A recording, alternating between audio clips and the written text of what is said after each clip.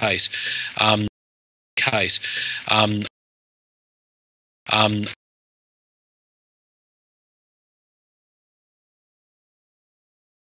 that be the case. Aidan also made an interesting point from a business point of view. I mean, preservation railroads really do have to pay their way. They do have to keep themselves alive. They have to run as a business, and it's business, which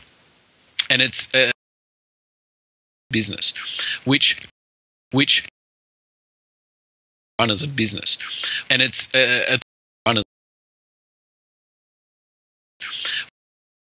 they have to run as a business, and it's at the risk of saying something really controversial, and Eamon acknowledges this is the case. He definitely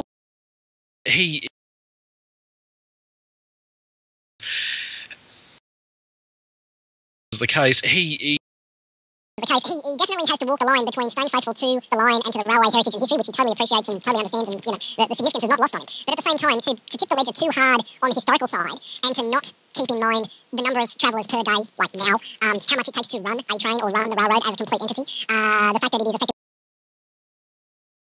The fact that as a complete entity, the fact that it is effectively owned by the state government means that it absolutely technically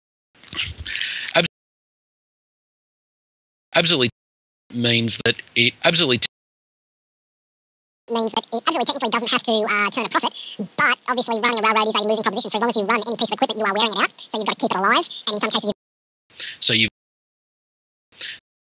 you've got it out. So you've got to keep it alive, and in some cases you've actually got to think ahead to how do we, not the next day or week or month worth of operating, but in the case of historical equipment, how do we keep it running for the next 25, 50 years? So there's a lot of variables involved there. So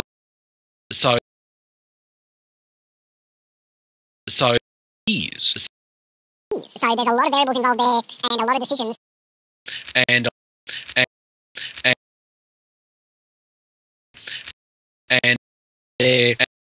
a lot of decisions, at least at first blush, don't look as if they're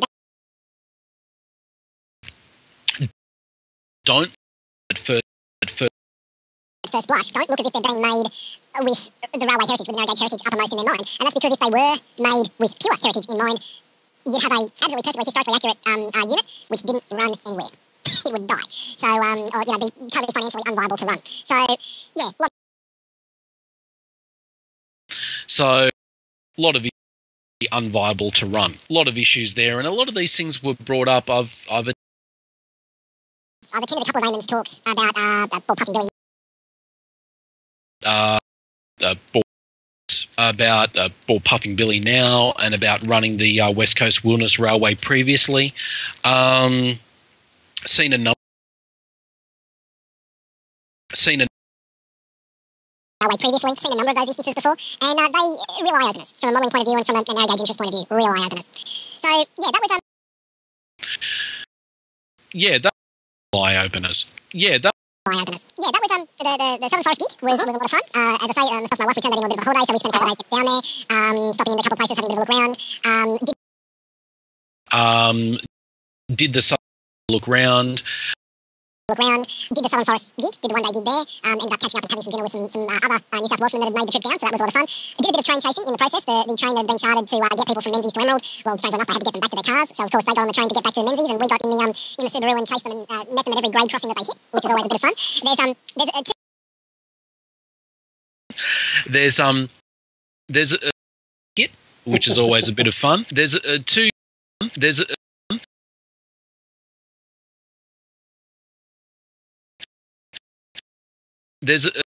fun. There's two things which make Puffing Billy significant, but some of the local colour and local history. Puffing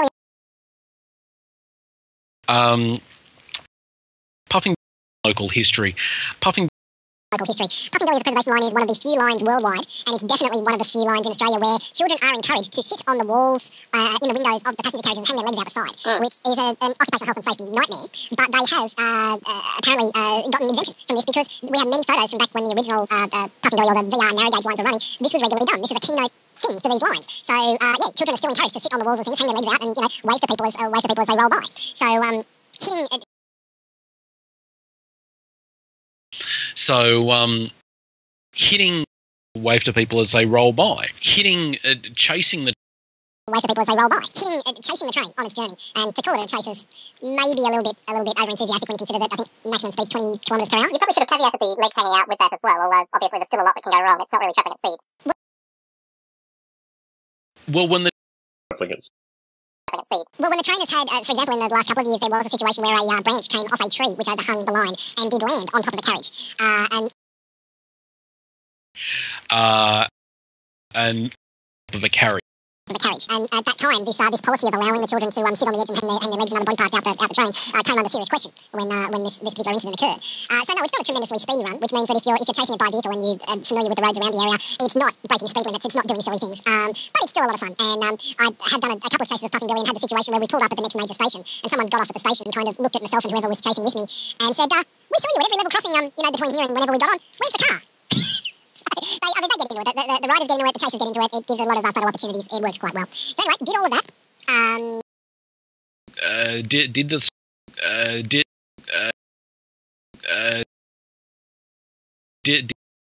Did all of that. Did the Southern Forest, did the looking around PBR, always positive. Took our time coming back up from Victoria back to New South Wales, back up along the coast, so that was fine.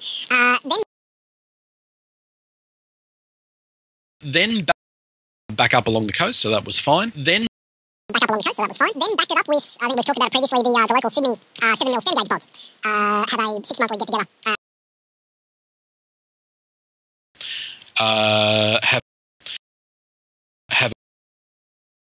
Have a 6-monthly get together up this way.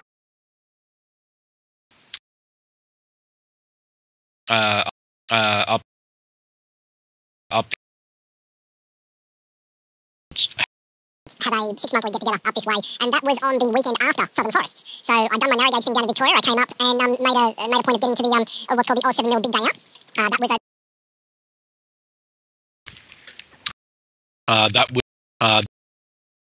That was big day out. That was a big day.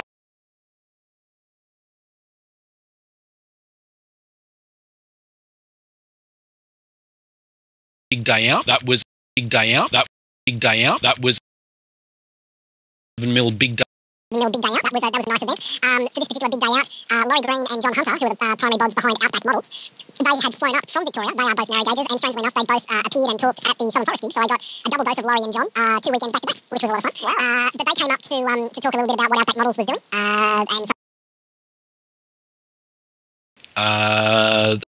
and some a little bit about what Outback Models was doing and some of the interesting things which are happening in particularly structure and kit building.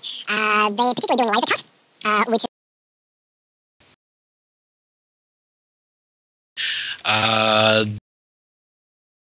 their structure and kit building. They're particularly doing laser cut, which is something that they've gone out and they bought their own model, their own laser cutting machine, and they're drawing up their own thing. So that was good. They came up with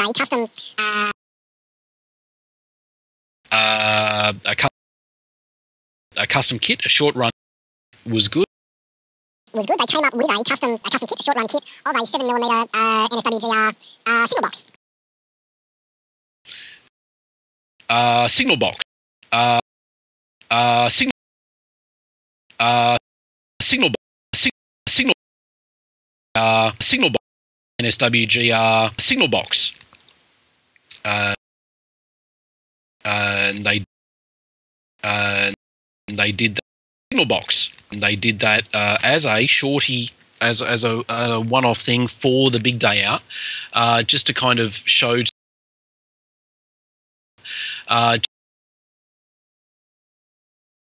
Just to day out, just to kind of show to the local NSWGR-centric 7mm centric bods that it doesn't matter what scale it's in, it doesn't matter what it is, if you can provide the information, the local guys are willing to give it a run and put a kit together and make it available. So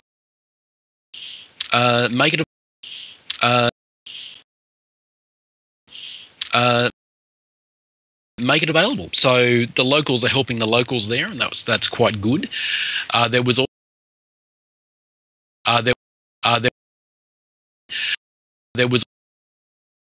there was also some interesting things happened at the Oz 7mm Big Day Out. Arrivals of an 040 tank loco. tank loco, locally known as Cardiff. If memory serves, the operating number is 1021. Mm-hmm. It's one of the smallest locos that New South Wales Government Railways basically owned ever. That's now available.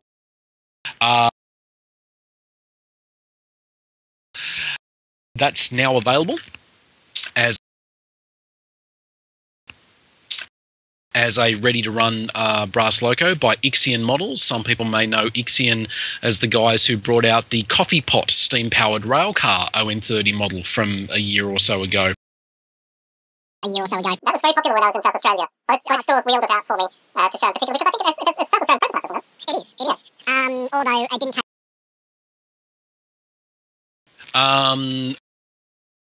Australian prototype, isn't it? It is. Although it didn't take Micromark long to do a laser cut